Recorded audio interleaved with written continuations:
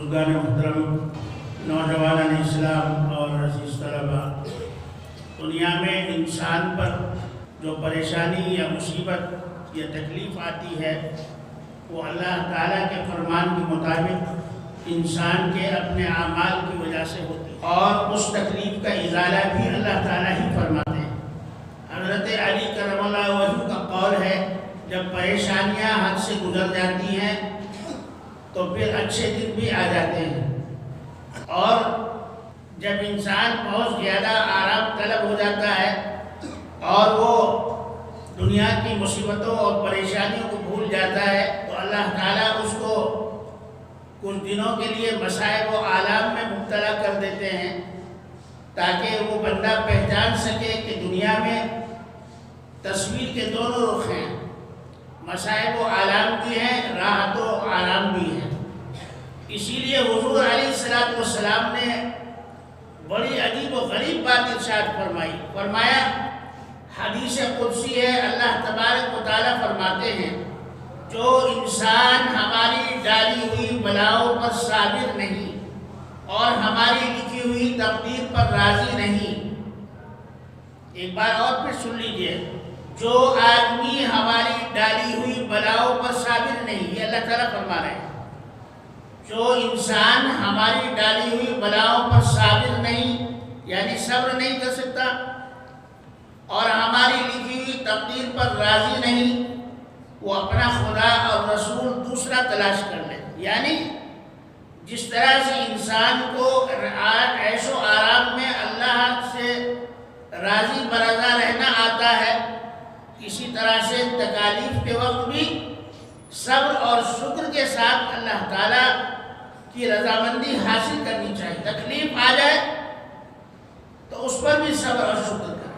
حضور علیہ السلام نے بڑی عجیب غریب بات ارشاد فرمائی، جب بیمار آدمی آہ کرتا ہے تو اس کو لا الہ الا اللہ کا ثواب ملتا ہے، جب اوہ کرتا ہے، اوئی کرتا ہے تو لا الہ الا اللہ کا ثواب ملتا ہے۔ کتنی بڑی بات ہے۔ اور بیمار آدمی اگر پوری رات میں ایک مرتبہ کروٹ لے لے اور کہہ دے اللہ، تو حدیث میں آتا ہے کہ پوری رات عبادت میں لکھی جاتی ہے۔ اللہ تعالیٰ کے کتنے انعامات ہیں۔ تو یہ اللہ تعالیٰ کا فرمانا کہ جو بندہ ہماری لکھی ہوئی تقدیر پر راضی نہیں اور ہماری ڈالی ہوئی بلاؤں پر صابر نہیں، وہ اپنا خدا اور رسول دوسرا تلاش کر لے۔ بہت ہی بڑا المیہ ہے آج کے دور میں۔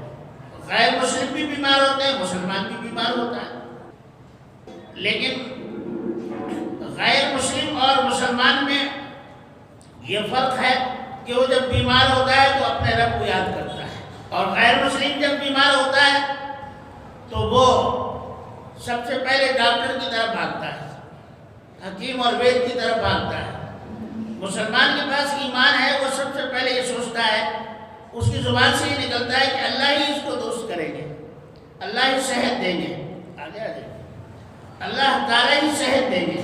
اور قرآن کریم میں اللہ نے فرمایا وَإِذَا مَرِضْتُ فَهُوَ يَشْفِينِ، اللہ تعالیٰ نے بندے کو سکھایا، اور جب میں بیمار ہوتا ہوں تو وہی یعنی اللہ تعالیٰ مجھے شفا عطا فرماتے ہیں۔ بیماری بھی اللہ کی رحمت ہے۔ انسان کو یہ نہیں سمجھنا چاہیے کہ بیماری ایک بلا ہے یا مصیبت ہے۔ اگر بلا اور مصیبت ہوتی تو انبیاء علیہ السلام بیمار نہ ہوتے۔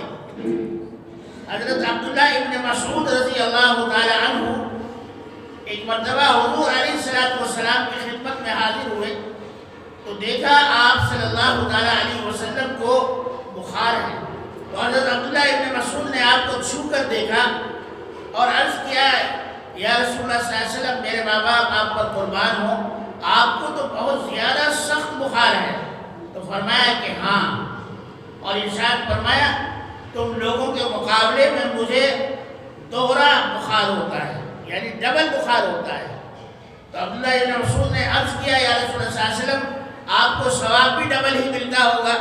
تو آپ نے فرمایا کہ ہاں، ثواب بھی مجھے زیادہ ملتا ہے۔ تو جتنی تکلیف زیادہ ہوتی ہے اتنا ہی ثواب بھی زیادہ ہوتا ہے۔